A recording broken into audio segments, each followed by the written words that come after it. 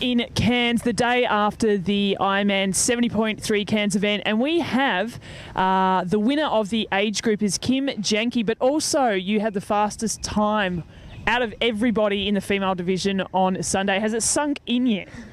No, not really. It's a good feeling though. Yep. I just went out and did my race, and to be honest, didn't know until the end that I was the fastest female overall. So, yeah, but I'll take any win, so it was good.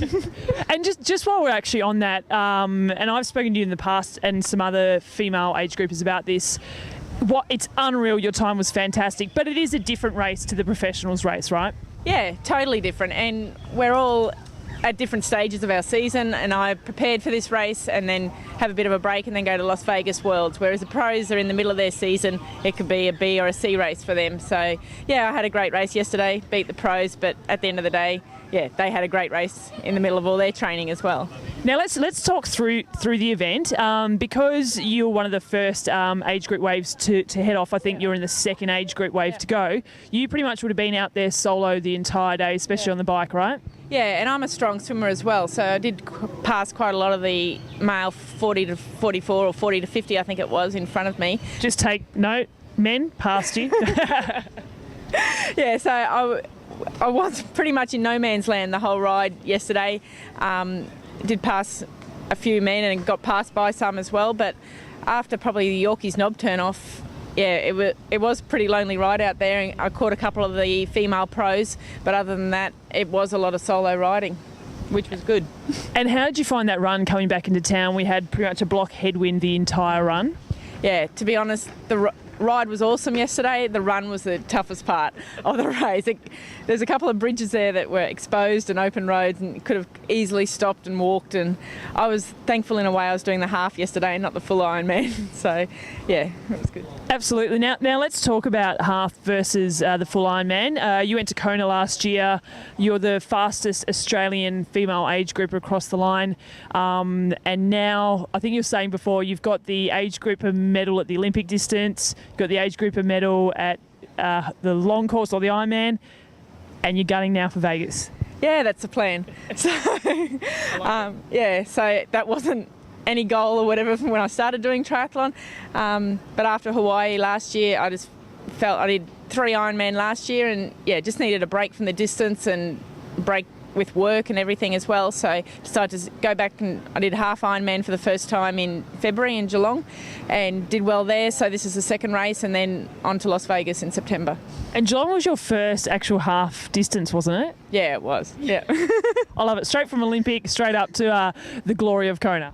Yeah, and I just skipped half and then came back down. Yeah.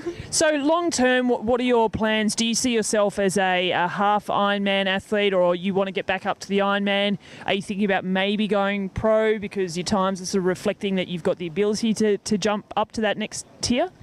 Yeah, to be honest, it's something I have thought of it, and people have mentioned it before. It's not feasible, I don't think, for me at Olympic distance or full Ironman when I'm working full time, and work is probably priority at the moment. But since I've been training for the half Ironman distance, yeah, it is an option. It's something I haven't really considered in full yet, but focus at the moment's Vegas, and then we'll decide after that. So we could be seeing you going around the circuit next year as a pro, possibly. Not committing to anything. It's funny though, because all the age groupers who I've spoken to, I guess, in the last couple of months, as soon as they're up there amongst the pros, everyone just assumes that they are going to go professional. But like you just said, work is a priority, and just because you've got the ability to do it doesn't mean you have to, or doesn't necessarily mean that you want to. No, and for me, it's a social thing as well. Like, I'm not a member of any triathlon club. I run with guys that we all did cross country together at school, had a break. Different people are in different stages of their life, family, and we all meet for a Tuesday, Thursday and weekend run, and it's awesome. And ride with friends on the weekend, and like trained with a few people that did the 70.3 yesterday. So yeah, for me, it's that as well. I don't want triathlon to take over my life. That's not why I started. I didn't even own a bike 5 years ago. So yeah, it is something that I'll think about, but yeah, I can't not committing to anything at the moment. Fair enough. Now let's just quickly go back to your background. Your background is cross-country running, or? No, swimming more. When I was younger and at school, I swam at state and national level, which is why I had so many injuries when I started triathlon and the extra running. So, yeah, cross-country season tacked onto the end of swimming season. So I did do cross-country at school, but mainly a swimmer. And you're an accountant by trade? Yeah, that's right. So how do you go fitting in, like you said, with Ironman last year, it was a lot of training, you're finding it a bit tough, especially after 3 Ironman in 1 year. But now coming back to the 70.3 or the half distance, are you finding that everything fits in a little bit nicer for you?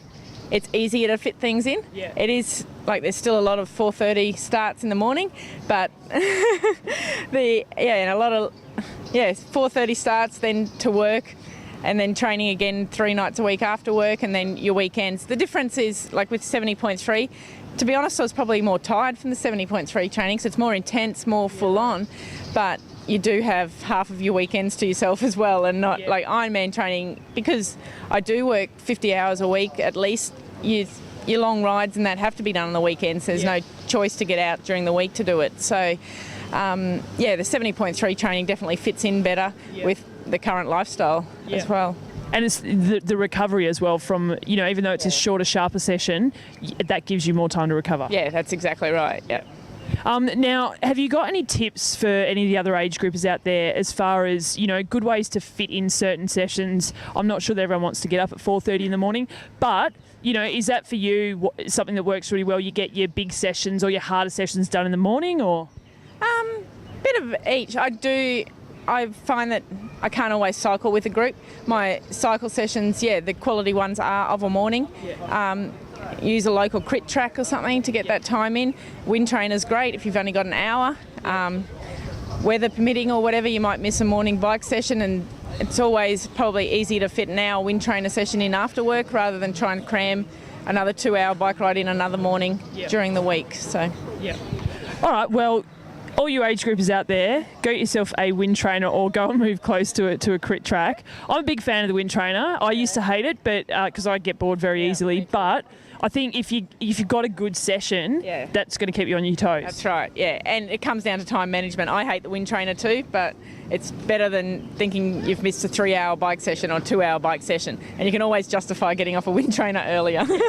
I love it. Oh, so you still have little cheats in there every now and then? You got to have cheats. So you are still human? Yep, of course. All right, well, we're going to leave it there. All the very best for the rest of the season. Do you have anything lined up before you get to Vegas, or it's now just, chill out for a little bit and then focus on Vegas? I'd like to do something before Vegas. It'd probably either be 70.3 in Yeppoon or maybe Darwin to get some heat race in beforehand. So not quite sure yet, but after yesterday's race, definitely want to do something, a hit out before Vegas. Fantastic. Well, all the very best over the winter, although where you're from, it never gets to really winter. So you're a Queenslander, aren't you? Yeah. All the very best over the winter season, and we look forward to seeing you hopefully on the podium in Vegas. Let's hope so. Awesome.